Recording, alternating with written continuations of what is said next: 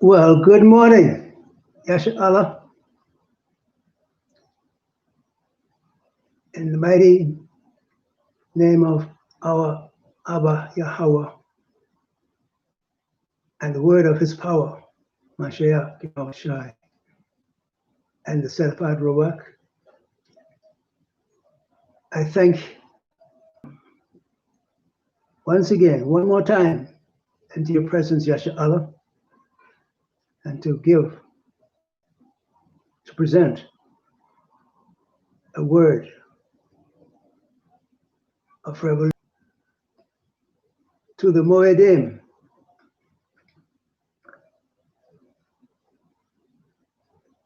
I want to begin with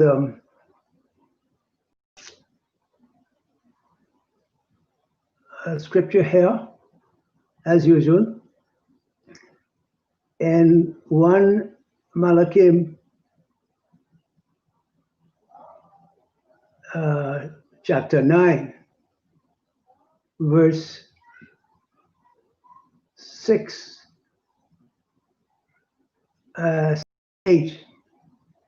It says, if you at all turn back, you or your sons, from following me, and do not guard my commands, my laws, which I have set before you, but shall go and serve other mighty ones, and bow yourselves to them, then I shall cut off Israel from the face of the soil which I have given them, and send away from my presence this house which I have set apart for my name, and Israel shall be a proverb and a mockery among all the peoples. And this house which has been exalted, everyone who passes by it shall be astonished and hiss and say, why has Yahweh done this or done thus to this land and for this house? Verse 9, then they shall say, because they have forsaken Yahweh their Elohim, who brought their fathers out of the land of Mitzrayim, and they embraced other mighty ones, and have bowed themselves to them and served them. That is why Yahweh has brought all this evil on them. And so once again, Yahrusalem, we bring another word of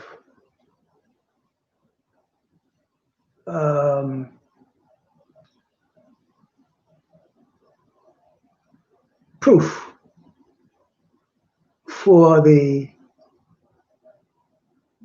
brutal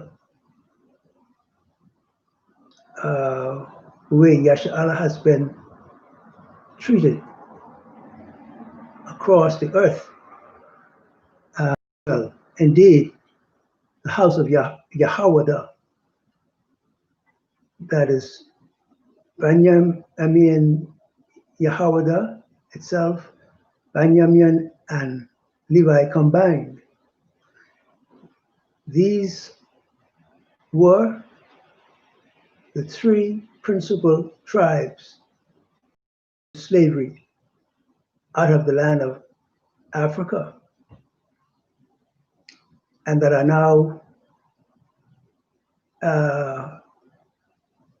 still in continuance of their oppression under the racism, white supremacy. Um, so we're showing you Yahshua, the reason for the enslavement, and who did this. He leaves his signature behind all the statements that have been shared with you in this series of presented. That it is he who sent the house of Yahweh into brutal enslavement, and Levi. I'm not going to leave that out. I won't leave that out, and I can't leave that out, because the revelation has shown that our enslavement was shown to you already a number of times, that Esau took charge of the first 200 years, who, with the guidance of the Catholic hierarchy, the church, consented to another 200 years of the enslavement of the house of Yahweh. And thus here we are. I should like then to say all as well that as the scriptures depict or shows the situation as it has happened, the brutality of the enslavement process, we find in the book of Jeremiah 25 that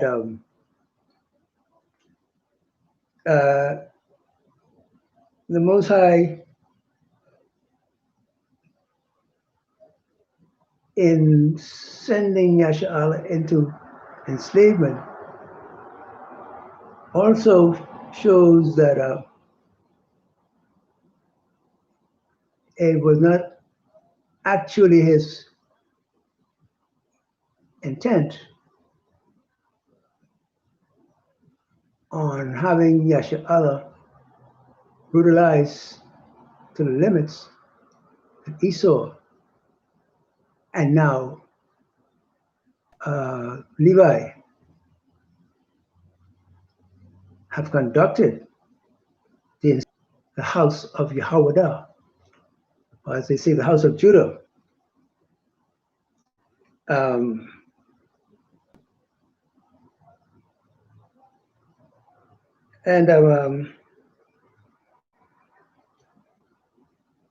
The Most High says, in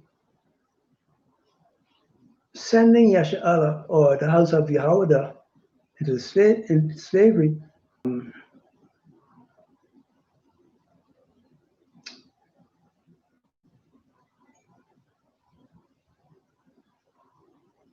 in verse 15 of Jeremiah, for thus saith Yahweh, Most High of Yahshua, unto me, take the wine cup of this fury at my hand, and cause all the nations to drink, to whom I send, and be moved, and be mad because of the sword that I will send among them.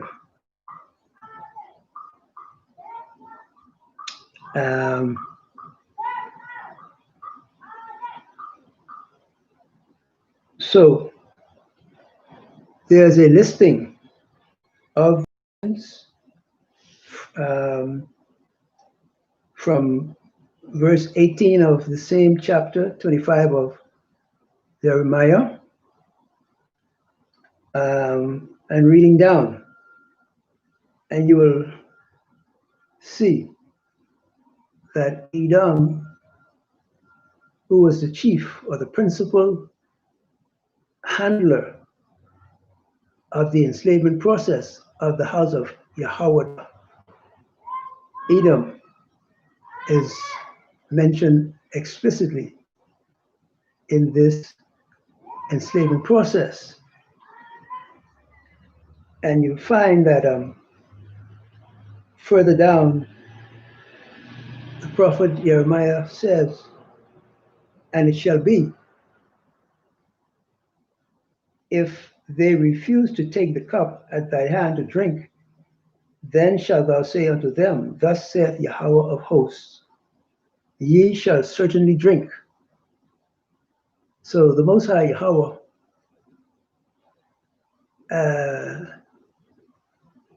as he was setting up the process for the enslavement of the household of Yahweh, as we call what we call Judah,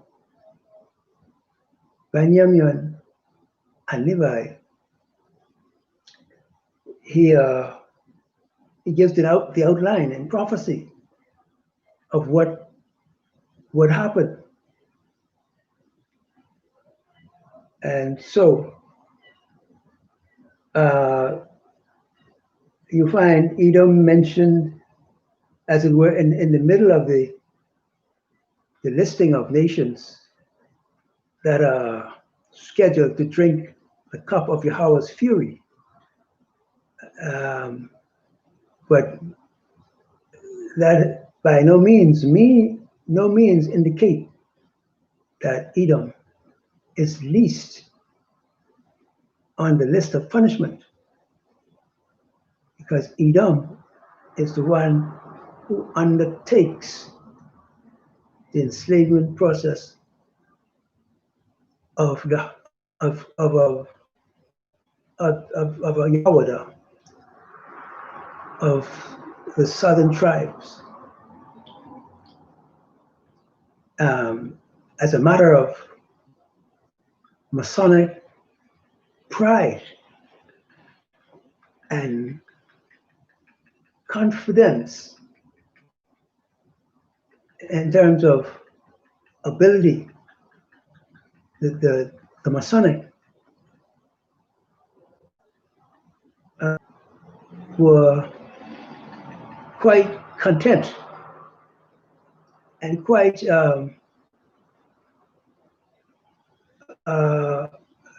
I don't know if I should use the word auspicious, but their attitude and their dominance in the slavery manner, or the conduct of the enslavement of the house of Yahweh, is very conspicuous. A system of satanic prevalence in the manner, conduct, in that you have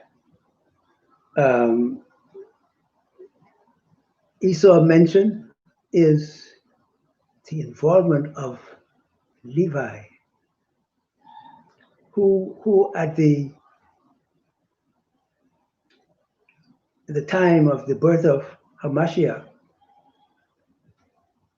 would still have been thrust to obtain a king according to the specification of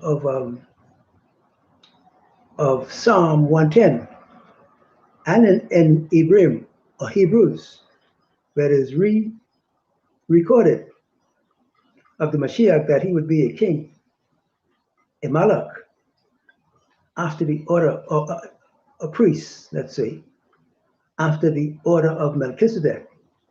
So you had the fathers of the so-called Haitians today, Levites, vying for a kingly priesthood from way back there.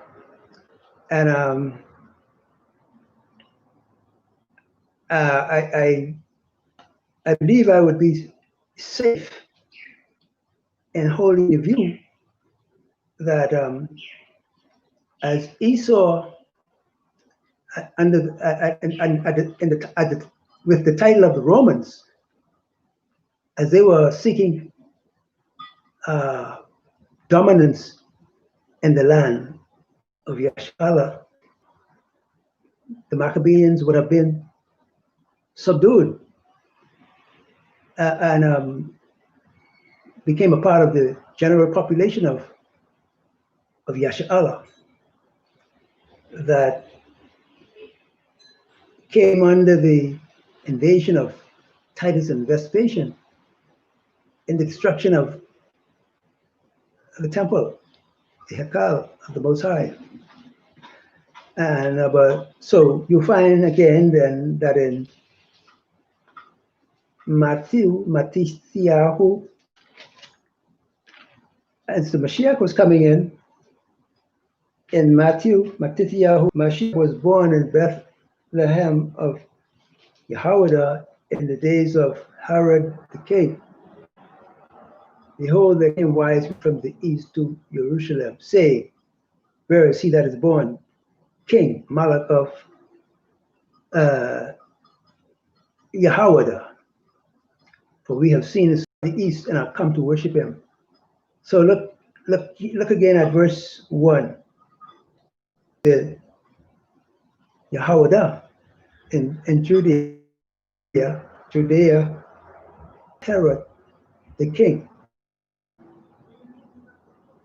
Now when you go back to the book of Bereshith, Genesis, and you go into the genealogy of Esau, that's probably chapter 20. Let's see if I can find it right away for you. And Bereshith, I believe it's chapter 26. Give me a sec. Scout for it. Let me look for it, Yahrusalem.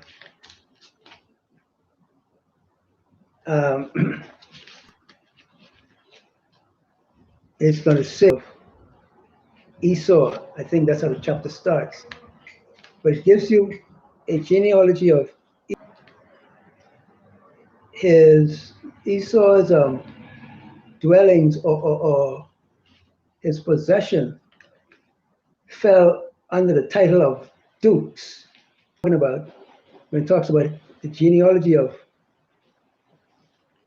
Esau, it mentions his possession under the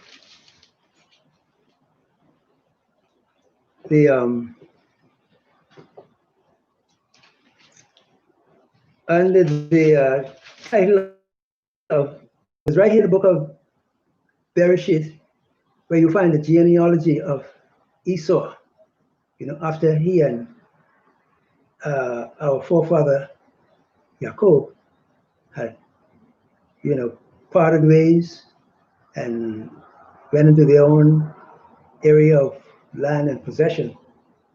It mentions Esau as having dukes. There were many dukes of Esau.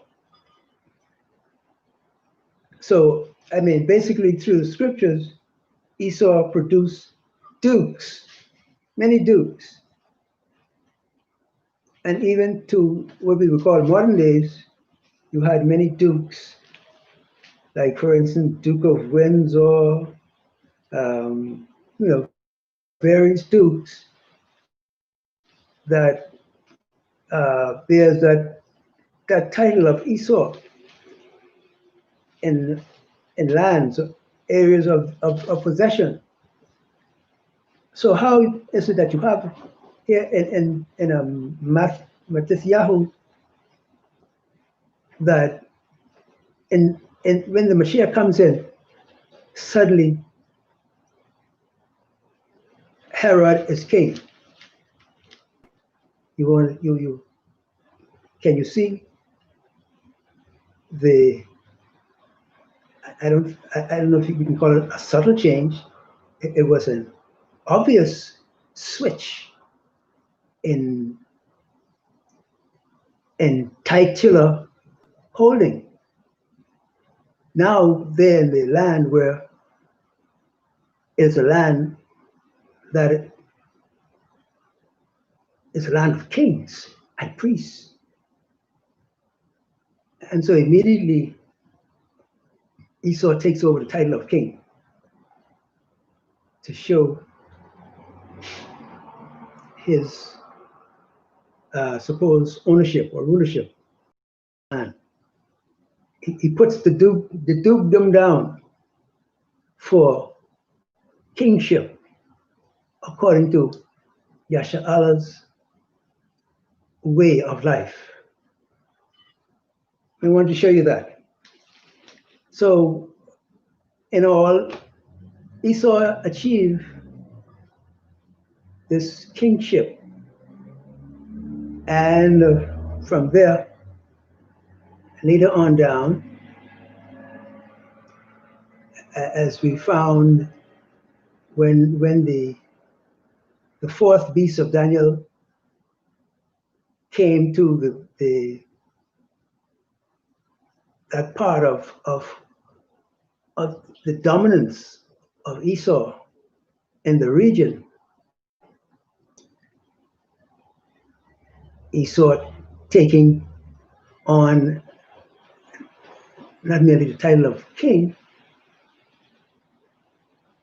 with the capture of Jerusalem, Esau also takes on the title of priest. I hasten to add then that the Maccabees, the regular national gathering, or the national consciousness, were a part of the regular population. And so you had, as is indicated, quite plainly, you had three distinct tribes that we call Yahweh, the house of Judea in the bastard language. This is the house of Yahweh, the principal tribe, Yahweh, or what they call Judah, and Benjamin, Benjamin, and Levi. There was a common gathering now. And but what is inconspicuous is the understanding or the idea that Simon Maccabeus, or the Maccabeans of the earlier period, who encouraged the idea of lifting their status from mere priesthood to the level of kinghood, a kingly priest, as is envisioned of Mashiach in Psalm 110. The Maccabeans became way back, after they saw the level of the priesthood raised to kingship as well. They were envious of that and desired it. And so when it came down to the enslavement prospects, I might say, as Esau and Levi had time to collude or come together to make an agreement, a blood oath agreement, in the enslavement process of the 12 of the house of Yehuda. Of course, by that time, or this time of the enslavement of Yehuda, whom was brought out of the land of Africa, we say,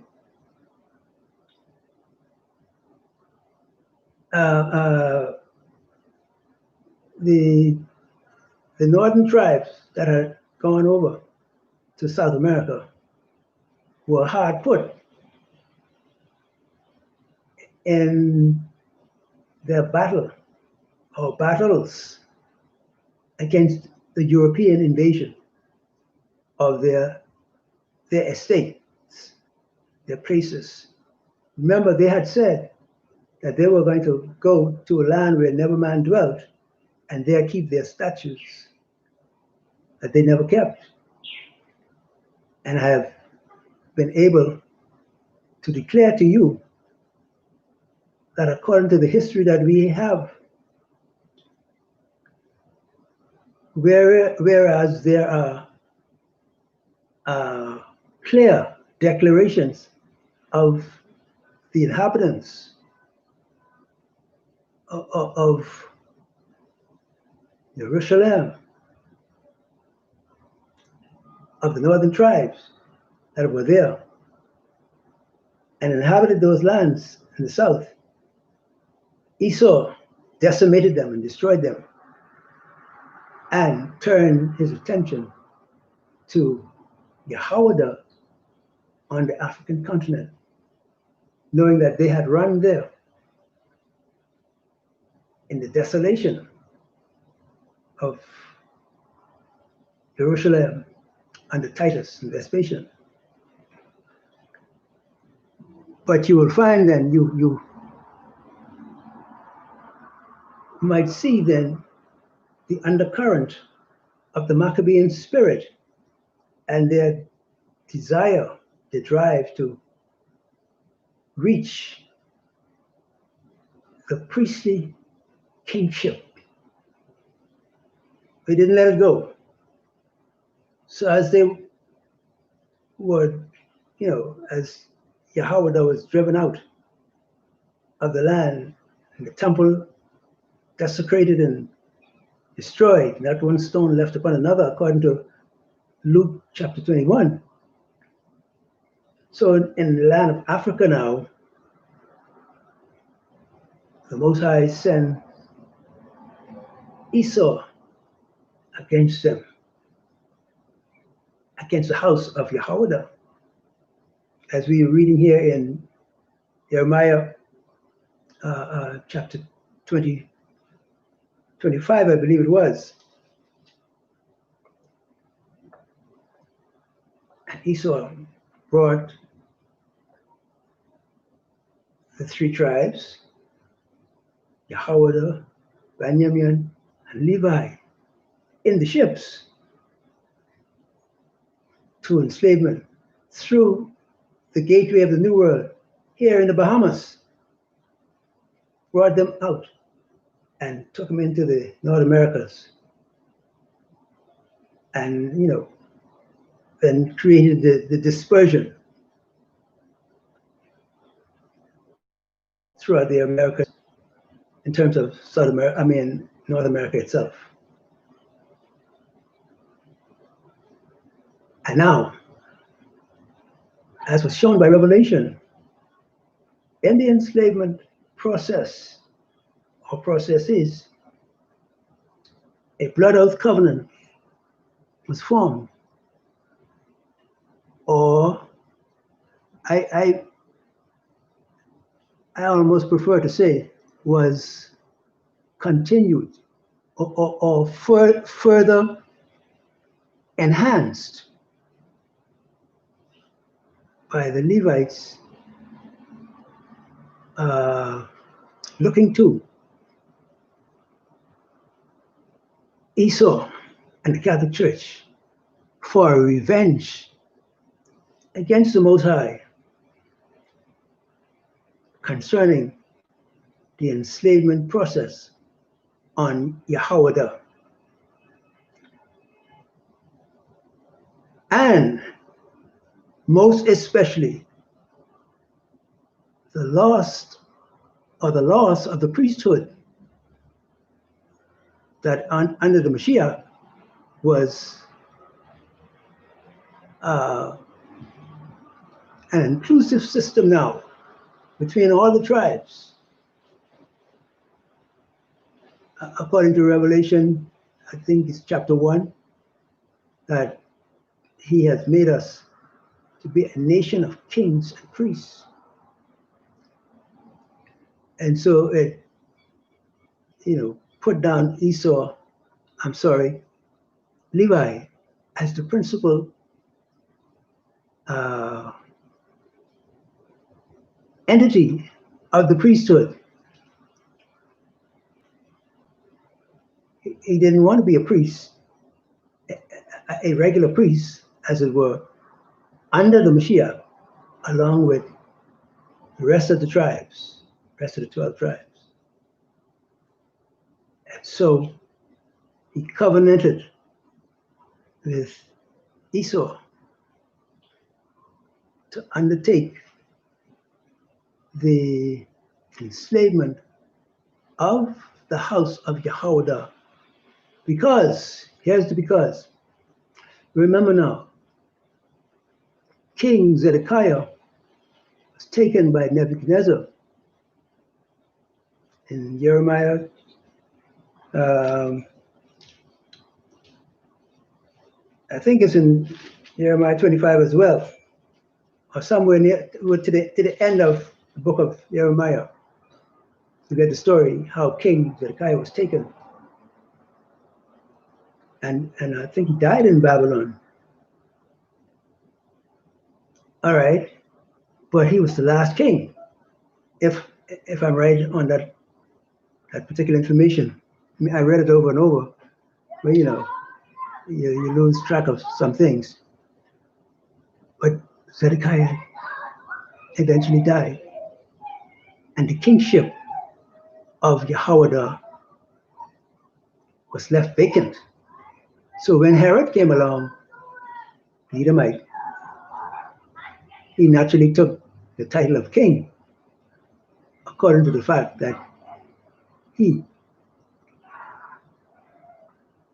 was now ruler in the land of Yahrusalem.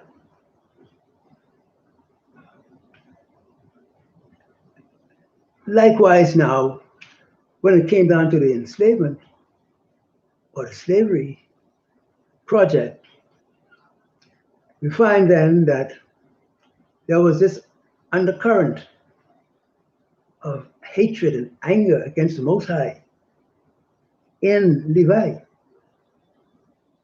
children of the Maccabees. They were still on that quest for a kingly priesthood. So when they colluded together with the Catholic Church to have the opportunity to enslave their brethren in league with the Catholic Church, they ran with it and left the priesthood that the Most High gave to them, their heritage. He left it and gladly took up the opportunity to oppress the house of Yahweh. And here's where we are today, at the tail end of the enslavement of Levi. But Levi has not stopped there. Levi has moved on to, I guess you could say, greater things. He still wants the kingly priesthood. So he aspires to 2 Thessalonians chapter 2. The man of sin. I keep trying to bring it to you, Yasha, and it appears to me that you're slow in getting it. But this is what Levi has aspired to. And we need to get it.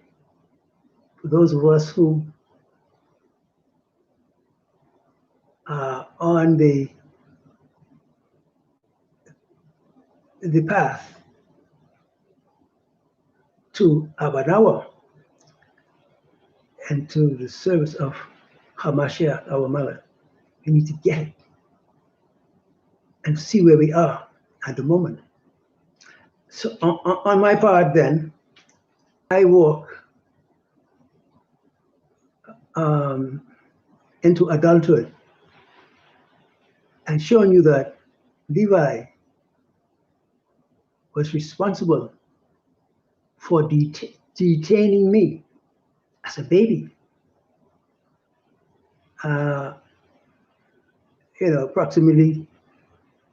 Approximately. Now I'm having my 68th birthday, right? If not today, sometime shortly. 68 directly. But from the time of a baby, Levi had already, through his priestly knowledge, he had already been on the attack against me, because they saw my star, the star of a Malach in Yahrusalem, that was not seen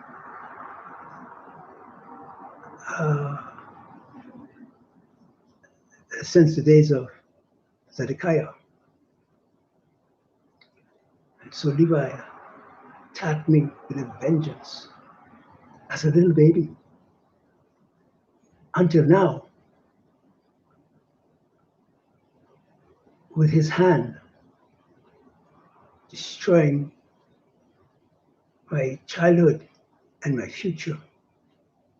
All my childhood, my future. Destroying. And,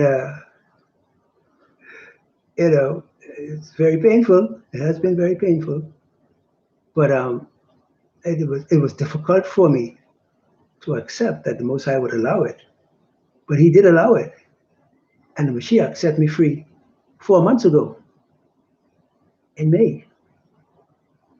All these years, Esau was destroying my life because they saw my star. I'm not, well, not Esau. Esau, yes, but Levi was the principal one, because Levi came into the ownership of the enslavement process after Esau. So they were in connection together to brutalize the household of Yash. So where we are now is the fact that I myself, who was sent forth to be a replacement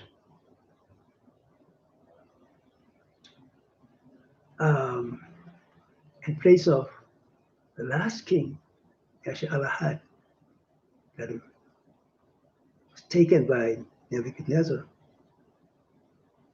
The Most High sent me to be the replacement. And Levi saw it at my birth and unleashed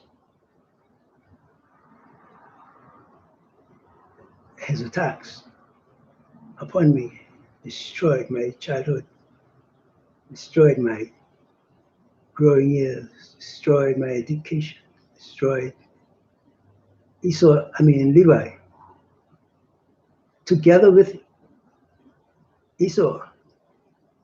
See, since Esau achieved kingship, what he called kingship, they were dukes. But when he got in Yahshua, he changed his status to king. And under the his kingly power, which was an illegal term in Yasharallah, because we're never supposed to be ruled by anybody outside of the Most High or a king of Yasharallah. So Esau's reign and rule there was illegal, but he took the title of king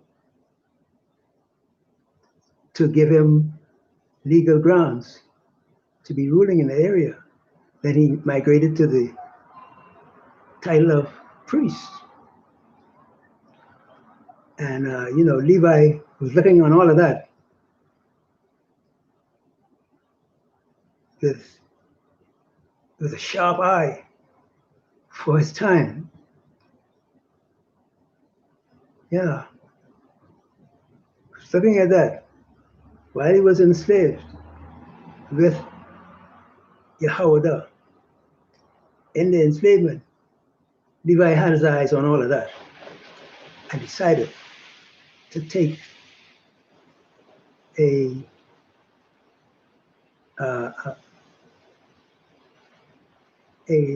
what did I say? Take an invite into the Catholic hierarchy to map his way into that priesthood, that satanic priesthood, and gain the right to rule over Yahweh and bring Yahweh down in the rulership of Esau.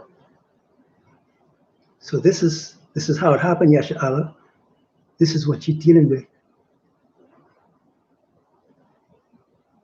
Because Levi now has moved from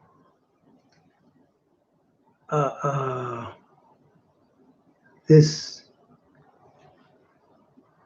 rulership, this what do you call it now? This vow of poverty rulership that the Catholic Church filled him up with. He's stepping out from the vow of poverty rulership to the seat of the anti-Messiah. This is what we're faced with, Yasharallah. I've been sharing it with you for some time now, but it seems like, I guess, the 2/3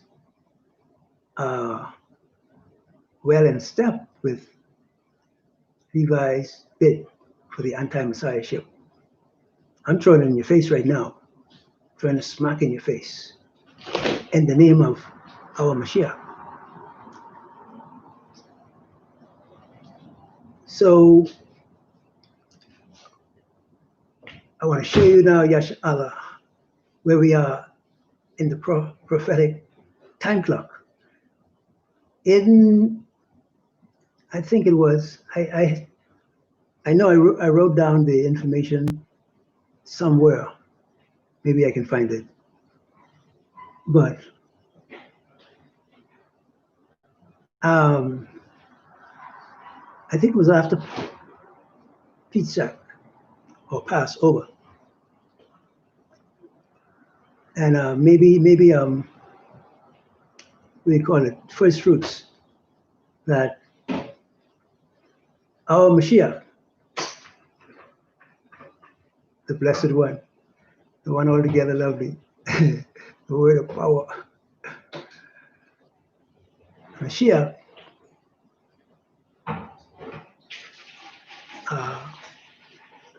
allowed me as Malak in Yasharallah, succeeding Zedekiah, in spite of the fact that I was trampled and beat up, broken down, busted up, torn apart by Esau and Levi's system.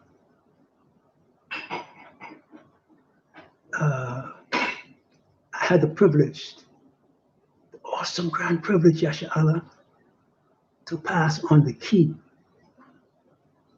of the city of Jerusalem unto the Mashiach right after the Passover. I'm helping you, Yahrusalem, to let you know where you are on the prophetic time clock. That as Malach, following Zedekiah, I passed over the key of the city of Jerusalem unto the Mashiach already. So we've been in the process under the Mashiach and his kingdom rule over Jerusalem already. That's where we are in the prophetic time clock. I am filling you with this information, Yahrusalem, because since I've been under the attack of Gadriel, Satan, for so long, from an infant until now, Mashiach only released me from the grasp of Gadriel 4 months ago. So those stories, if you will, those situations that you see in the renewed covenant with the Mashiach, going into the house of the strong man and setting the captives free, are real and true. I experienced it for myself after almost 70 years under the captivity of Satan, Gadriel, as one who was sent forth to be the Malach of Yahrusalem before the coming of the Mashiach. It's a wonderful proposition that has required the endurance of tremendous suffering, as I have undergone already. And I don't know.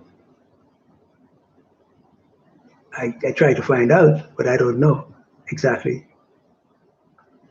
how long my time is here after being under that kind of subjection, satanic subjection, for nearly 70 years. I sometimes think I feel death near, but the Most High is in charge of that. Mashiach is in charge of that. I could say it might not be long, but in any case, it is my duty as Malach to let you know where we are in the prophetic time clock, if you really receive it. And well, if not, the truth is always the truth. And privileged. As I showed you the principle in the last video, that one principle is a king takes over from another king, and in this case, what we have is an earthly Malach giving over to the heavenly Malach, the heavenly king, which is a high honor. But it is my honor to pronounce to you where we are in the prophetic timeline, that you may know that Jerusalem has already been taken by the Mashiach. And to help Yahshua to understand the threat or the Levitical threat to our peace and our prosperity. It's still coming. The lawless one in 2 Thessalonians chapter 2. It's still on our bow, Yahshua. So, calling you to vigilance, to recognize what your brother, our brother, Levi has become. And I started to say in previous video that coming into the establishment of the messianic kingdom, we had how many? 12 tribes, 13 tribes. In any case, you lost tribe of Dan, and to some extent, we have lost the tribe of Levi, right?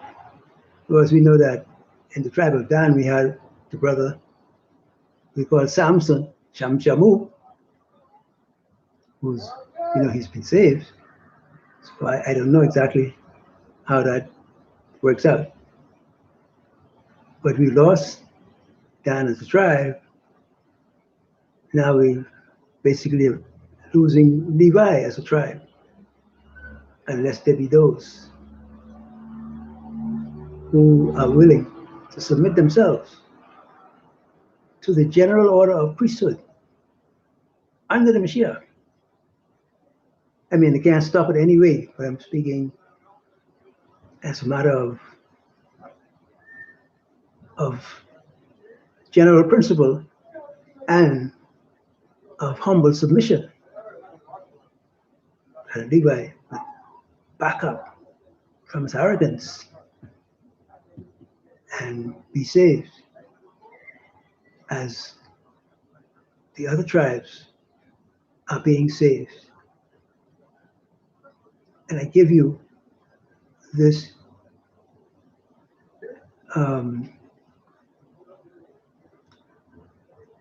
this peek into the historical or the prophetic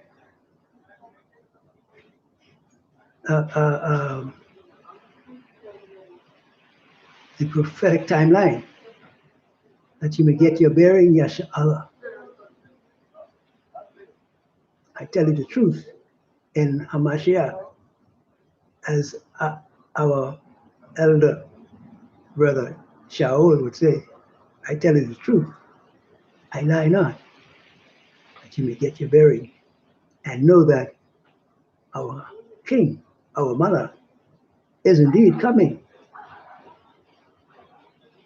And he's almost at the door. Of course, there are matters to conduct in the nation of Yahshua. It's under the purview, under the direction of the Mashiach now. So, brothers, according to your gifts, whatever the gift is, I encourage you to be faithful unto the Most High Yah, unto the word of his power. The one who has already received the key to the kingdom of Yahrusalem. So when he comes, he's taking care of business. And as his Malach, I have stood for his name after almost 70 years of brutal subjugation. I mean, subjugation in terms of the beatings and the intention to rip away my faith and connection to the Mashiach, to the Most High. He helped me and he strengthened me to stand my ground, to stand in the liberty wherewith a Mashiach has made us free. And it was a fight. It has been a war that I trust all of you, my brethren, in this warfare may be found faithful and endure unto the end. But you gotta watch your brother Levi. I've been talking to you for a while, and it would seem to me that many of you who are not paying attention or didn't care, or if there are other reasons, you would know what your reason might be. I'm giving you the warning. I'm sharing the truth with you. I lie not, so that your faith may be, as in Corinthians chapter 2, that your faith may stand in the wisdom of Yah. You see? In his wisdom and in his truth. And not according to man. And that we together, whenever the time arrives, that we may stand together on the sea of glass.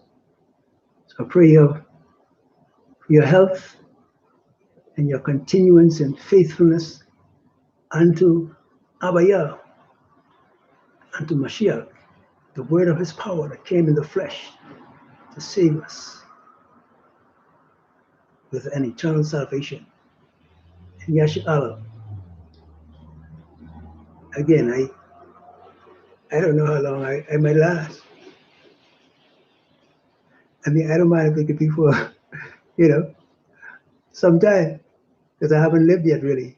I'm 4 months old now since the Mashiach set me free. I mean, I had a taste of being set free before, but it was not permanent because of the existing circumstance under which I was living.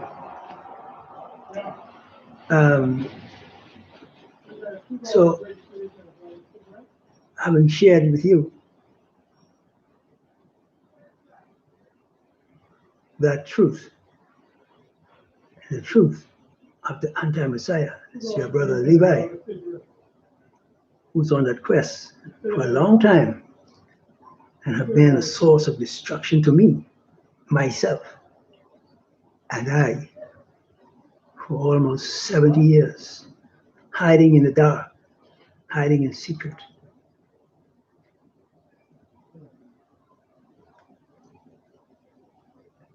Do your diligence, brethren, to make your calling and election sure.